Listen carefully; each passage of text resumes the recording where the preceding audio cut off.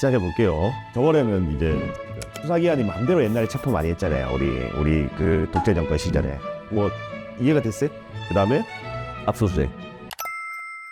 사람들이 궁금해할까 이거를? 체포를 좀 일상생활에서 연관 지으면 사례를 하나 들어줘야겠네. 네. 저요. 지구대에 근무할 때는 당연히 현행범인 체포가 거의 99%이고 사이버 수사팀장 할 때는 영장에 의한 체포를 많이 했어요. 그 중고나라 사기꾼들 있잖아요. 그래도 출석 잘 안 하거든. 그럼 영장 딱 들고 와서 보통 그렇게 해요. 경찰관이 이제 옆집인데 소음이 심하다 문 열어달라 해가지고 열면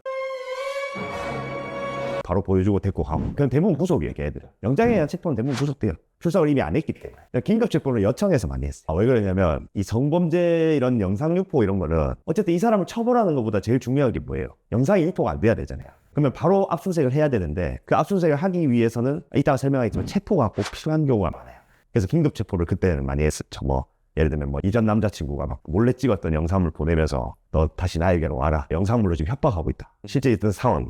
그러면 그 문자를 보고 여자분 진술을 받으면서 걔를 잡으러 가는 거지. 그래서 잡아서 집어넣죠.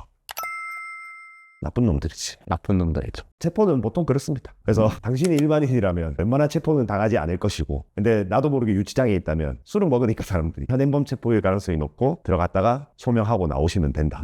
오케이? 네. 그러면 이제 압수수색 해볼까요? 자, 근데 우리가 이제 체포는 잘 안 나가는데 현행범 체포 말고는 국가가 또 한 개인에게 행사할 수 있는 강한 폭력이 뭐예요? 내 물건 가져가는 거지. 그게 이제 압수수색인 거죠. 일단 요즘 세상에서는 내 휴대폰 뺏기면 위축되지 않을 사람이 아무도 없어요. 만약에 휴대폰 뺏겼다 생각하면 경찰관한테 말 잘 듣게 될 수밖에 없잖아요. 그래서 압수수색 꽃은 원래 휴대전화 압수라고 하거든요. 근데 이제 경찰관이 갑자기 들이닥쳐서 우리 집에 있는 컴퓨터랑 폰을 막 갑자기 가져가요. 저도 갑자기 가져갔어요 그때.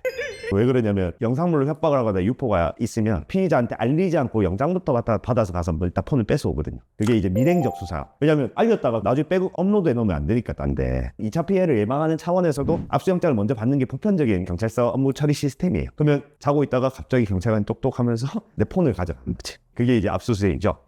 압수수색은 또 뭐냐? 원칙은 아까 체포는 원칙이 뭐라 했어요? 누구의 판단인만 있으면 된대. 판사님. 압수수색도 판사님이 허락해주면 다 끝입니다. 근데 이제 여기서는 조금 문제가 되는 게 판사님이 요 정도를 허락했는데 요 정도를 가져오냐, 요 허락된 범위 내에만 가져오냐, 이게 항상 압수수색에서 변호사들이 많이 다투는 쟁점이에요. 가장 큰 게 뭐겠어요? 요즘 사회에서는 휴대폰에 이 범죄 사실과 관련된 전자정보만 압수수색이 나오는 거예요.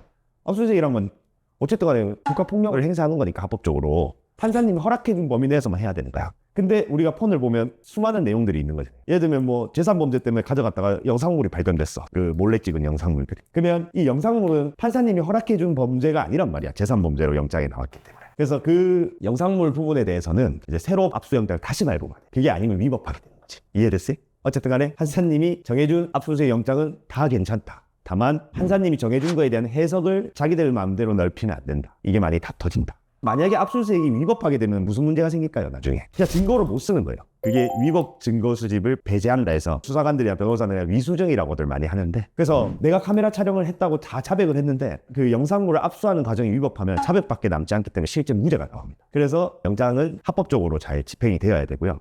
자, 여기에도 예외가 있죠. 영장을 받을 수 없는 순간이 있잖아요. 내가 아까 얘기했잖아요. 막 피해자가 지금 밤에 갑자기 막 영상물로 협박을 당하고 있는데 그 남자애는 그걸 막 올린다고 하고 있어. 이거 밤에 주무시고 계신 판사님 끼어갖고 영장을 그럴 수가 없어요. 그래서 영장 없이 압수수색할 수 있는 예외적인 경우가 우리 형사법에 5가지가 있어요. 첫 번째, 체포 현장에서는 압수할 수 있어요. 물론 이 범죄 사실과 관련된 거여야 되겠죠. 그래서 그냥 내가 현행범 체포하면서 뭐야 이거 폰 보니까 이게 또 잘못된 게 있네 하면 그 폰을 그대로 압수하면 돼요. 무슨 말인지 알겠죠? 체포하는 과정에서의 압수는 가능합니다. 그 다음에 범죄 장소에서의 압수도 가능해요. 범죄가 일어나고 나서 이 장소 자체가 현장이 제일 중요한 증거 수집 과정인 거잖아요. 현장 분석이. 그래서 이 범죄 장소에 대해서도 압수수색이 가능합니다. 다음으로 긴급 압수수색이 있어요. 이거는 긴급 체포를 하면 긴급 압수수색을 할 수 있어요. 이거는 장소를 이탈해도 상관없어요. 이게 제일 세. 그래서 긴급 압수수색을 내 기억이 안 나네. 12시간인가 24시간인가? 검색 한번 해주겠어. 긴급 압수수색은 24시간 내에. 이건 뭐냐면 내가 PD님을 긴급 체포했어요. 그러면 PD님을 데리고 PD님 집도 가도 되고요. 그 다음에 PD님이 뭐 살고 있는 여자친구 집도 가도 되고.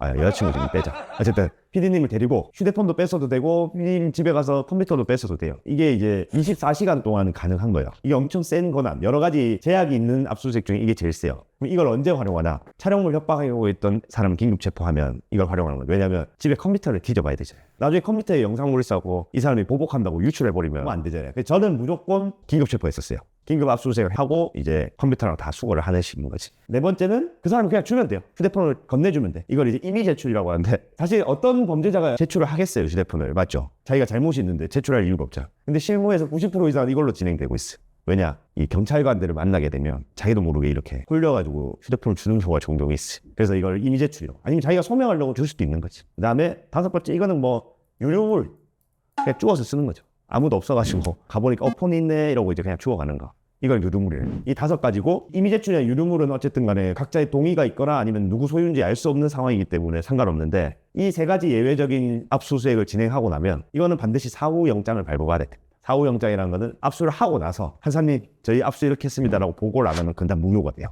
요즘은 잘 안 그런데 예전에 이거 판례 보면 경찰관들이 이거 놓치는 경우가 진짜 많았거든요. 그래서 일단 어떻게 마무리하지? 변호사는 이 압수수색으로 수집한 증거를 공격을 진짜 많이 하게 돼요. 근데 만약에 압수수색 과정에 직접 참여한다면 변호사는 그때그때 문제가 되는 걸 바로바로 지적할 수가 있죠, 영장을 보면서. 근데 통상은 갑자기 나오잖아요, 압수수색이. 그러면 내가 개인적으로 알고 있는 변호사가 있어 바로 튀어와 라고 할 게 아니면 사실은 경찰이 딱 다가왔을 때 변호사 올 때까지 조금은 기다릴 수 있지만 선임을 그때 할 수 없기 때문에 통상 압수수색이 다 이루어지고 나서 이제 공판 단계에서 서류를 보면서 위법한지 안 한지를 다퉈요. 근데 이게 쉽지가 않아요. 왜 쉽지가 않냐면 검사들이 증거를 제출할 때 영장이나 이런 거를 제출을 안 해줘요. 우리는 못 보는 거지. 그래서 이 수사 과정에서의 이런 메커니즘을 알고 이쯤에서 왠지 위수중이 있을 거다라고 예측을 하고 다투는 게 아니면 실제로는 정보가 굉장히 비대칭이 돼 있어. 압수수색을 직접 해보고 이 과정에서 위법이 있을 거다라는 거를 상상하면서 그거에 대한 문제 제기를 하고 공격을 하면 위수중이 나올 수 있는데 그냥 공판 서류를 보면 검사들은 필요한 증거만 넣었기 때문에 영장 이런 게 없어서 다툴 수가 없어요. 사실 전 넣어야 된다고 보는데 관례적으로 영장을 잘 안 넣더라고, 증거 기록에. 괜히 자기도 찝찝한 게 남. 어쨌든 이거 무슨 말인지 이해돼요?